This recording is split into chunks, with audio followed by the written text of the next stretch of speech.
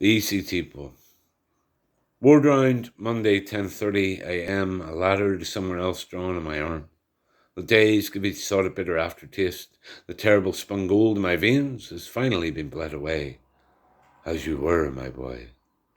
But the darkness always looks stranger with a keener sight, surrounded by gluey eyes that try and scratch meaning from words and words written over and over on the same scrap of paper till the ink sweats from the page.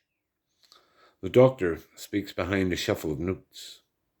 You see, we can't get there from here, but it's time to see what we can call upon. I push my head into a nod and he tells me the treatment will begin very soon. Once he recovers sense, the shape of his tongue, Tim tells us all a ghost story. Or if you change your thinking, if you try to get off the gurney, they strap you down so they can safely feed icy water into your veins to freeze the life inside you. Tells me what the letters mean. You're tricked, my friend, but don't worry. It's just like sleeping, except you wake so much more tired. The days stalk the walls like shadows. My time is spent in circles orbiting the same thought, the centre of which is a dark-hearted sun.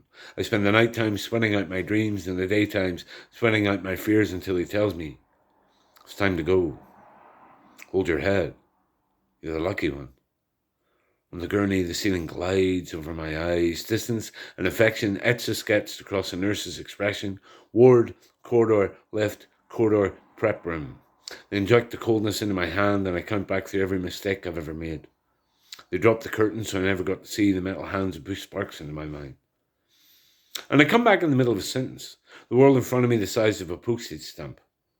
He plunks breakfast on a table for me as my mind struggles into the clothing of thought. Come on, he says, back to halfway house. Only 5 more treatments to go. Every time I see you seem more alive became familiar words from visitors carrying goodwill in brightly coloured bundles. Visits are no longer conducted on their cotton-mouthed sentences that muffled everything down to a murmur. They told me at the last ward round, I get out of intensive care soon. My progress a marvel of a Monday morning. And a life to come was full as a harvest moon, and eyes that have seen the things we hide from ourselves, only to know the reasons why. Shocked back into life, and slaughtered back into the world. Complete.